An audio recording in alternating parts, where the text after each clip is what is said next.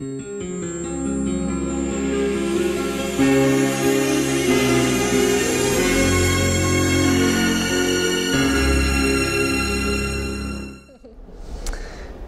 à l'Opéra de Marseille que nous avons choisi de terminer nos rencontres sur l'opéra pour vous parler de La Chauve-souris de Johann Strauss fils, Johann Strauss II, en présence de Alexandre Duhamel. Bonjour. Bonjour. Merci de nous accompagner pour terminer cette année. C'est un plaisir. Alors on va l'accompagner dans la bonne humeur. Oui. Ça vous va? Très bien. D'ailleurs, bonne humeur qui vous suit, que vous nourrissez aussi puisque vous êtes arrivé en chantant. Oui, est-ce que vous en vrai. apercevez? Non, c'est un peu devenu... je chante tout le temps. Tout le temps, mais surtout avant les représentations pour un petit peu... Chauffer? Oui, chauffer, vérifier que tout va bien, rester bien dynamique. D'accord. Ouais. Alors, vous interprétez du parquet, ce notaire qui s'est fait avoir quelque part. Ouais. Comment vous l'avez imaginé? Comment vous le vivez? C'est un rôle qui est vraiment agréable à chanter. C'est un trésor d'interprétation parce qu'il a tellement été vexé par la blague que lui avait fait son ami. Donc du coup, il prépare sa revanche, c'est celui qui manigance tout, la soirée, les déguisements. Et donc il prend un plaisir fou à prendre sa revanche, quoi. Et donc il est à la fois... il a plusieurs casquettes et il est à la fois bon vivant, bon camarade et en même temps cynique et vraiment un peu manipulateur, quoi. Et puis finalement, il s'assagit, peut-être, avec le temps. Oui. Comme quoi, c'est un exemple finalement que le temps fait oublier peut-être la rancune. Alors justement, est-ce que vous pouvez développer un petit peu ce passage justement entre le fait, cette envie de vengeance et puis finalement, quelque part après, peut-être... des retrouvailles. En fait, on le voit au début dans le premier dialogue entre lui et donc Gaillardin, son copain qui lui avait fait cette blague. Il dit cette farce que tu m'avais faite il y a 4 ans. Ouais. Donc ça veut dire que depuis 4 ans, il a ça en lui, il a vraiment ça lui est resté entre les dents, la rage.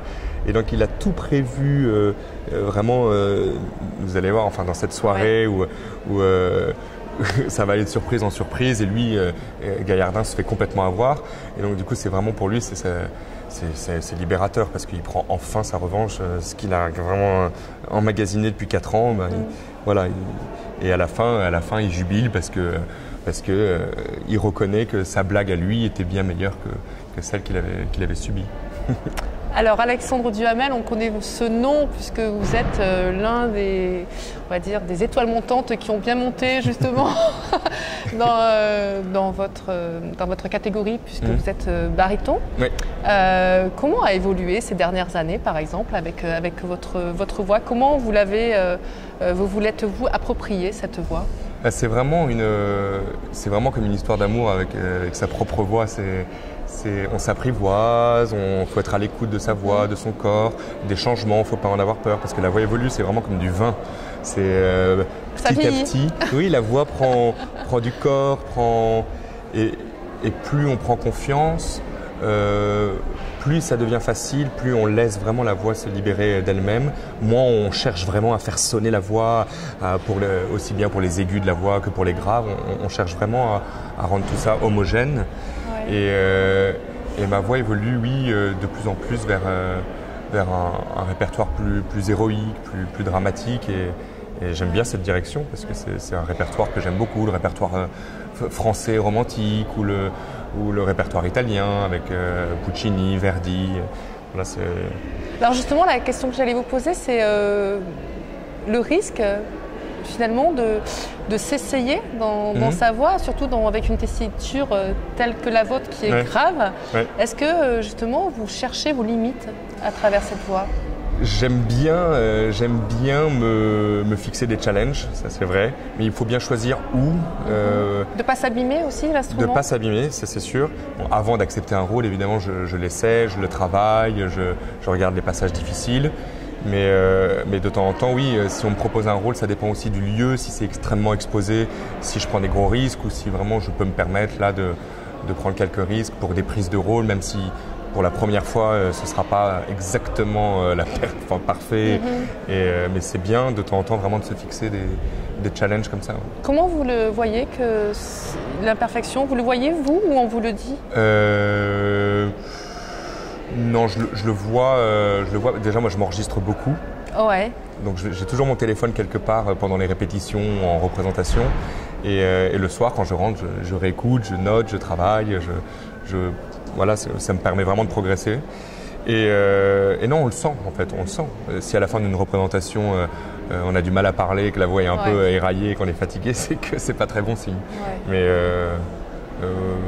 pour le moment, ça m'est pas encore arrivé. Donc ça veut dire que le chemin que je prends est un chemin sage. Vous êtes guidé aussi, j'imagine que vous avez j'ai une famille de conseillers, aussi bien par ma prof de chant que par mon agent ou même des amis chanteurs.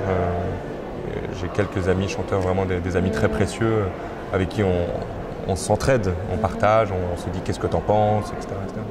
D'où elle vient cette voix? Vous la ressentez d'où physiquement? Physiquement, quand vous les lancez, quand vous la prolongez? Je la sens, c'est vraiment comme un peu comme un tube, quoi. C'est-à-dire que je sens les résonances dans la poitrine, je sens les résonances au niveau des os, des masques, du masque là, au niveau de l'arrière, de tout ce qui est pharynx. Je sens toutes les vibrations. Ouais. Et il faut vraiment être à l'écoute de son corps quand on chante. En fait, il y a beaucoup de tensions positives dans le corps, mais surtout au niveau du soutien et au niveau de tous les muscles posturaux. Mais ici, ça doit être le plus relâché, le plus relax possible. Donc là, vous faites comment? Eh ben, c'est un antagonisme à force de travailler. C'est vraiment comme un pianiste qui fait ses gammes tout le temps. À force de bosser, ben, on apprend à relâcher de plus en plus ici, à se faire confiance. Vraiment, la confiance, c'est tellement important parce que tout passe par la voix. Quand on est ému, quand on vient d'apprendre une bonne ou une mauvaise nouvelle, tout de suite, tout passe par là. Et donc, il faut apprendre à avoir ce recul nécessaire, à se dire non, là, c'est bon, je relâche, tout va bien.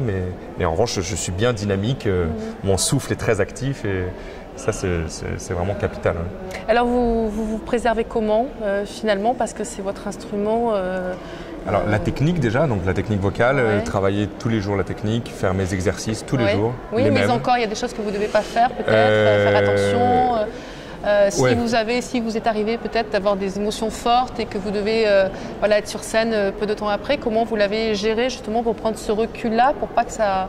En fait, j'essaie de me mettre vraiment dans ma bulle. Dans votre bulle. Dans ma bulle, de me mettre dans mon personnage et de ne pas me soucier du regard des autres, du jugement des autres, de faire de mon mieux, de me dire que c'est un chemin, que tous les jours je cherche à progresser, à m'améliorer, mais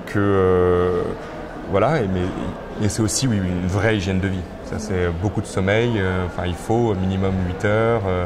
Il faut parfois, quand je suis fatigué vocalement, quand je sens qu'on a beaucoup répété, je ne parle plus. Donc je communique avec mes proches par texto, même s'ils sont à côté. Dans l'alimentation, il faut faire attention aussi. C'est les produits laitiers, le fromage, les choses comme ça. C'est beaucoup de sacrifices. Ouais. Quel est le répertoire pour lequel vous êtes le plus à l'aise? Là, on est dans la légèreté, on est dans presque l'opérette, finalement. Oui, c'est vrai, c'est ça, complètement. Et alors, quand vous êtes plutôt dans l'opéra lyrique, proprement dit, Et puis, vous faites aussi des concerts aussi lyriques aussi. Oui. Donc, quel est le répertoire sur lequel vous vous sentez le mieux? C'est vraiment de plus en plus dans le répertoire dramatique. Là, votre voix se pose. Il y a quelque chose de très naturel en fait, où ma voix va se positionner de manière naturelle et je vais moins me fatiguer.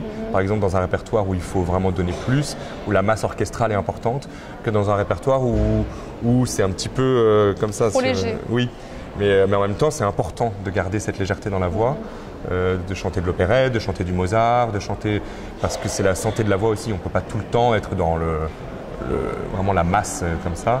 Et c'est important d'aller de l'un à l'autre. Mais c'est vrai que de plus en plus, ma voix est à l'aise dans le répertoire romantique, vraiment. Alors je dois vous libérer contre mon gré parce Oui. que vous êtes attendu au maquillage. C'est ça. Chose que d'ailleurs on ne peut pas faire pour la voix d'ailleurs. Non, non. J'espère que j'aurai le plaisir de vous retrouver pour une rencontre plus approfondie Avec dans grand votre plaisir. production. Merci beaucoup Alexandre Duhamel. Merci à vous. Merci.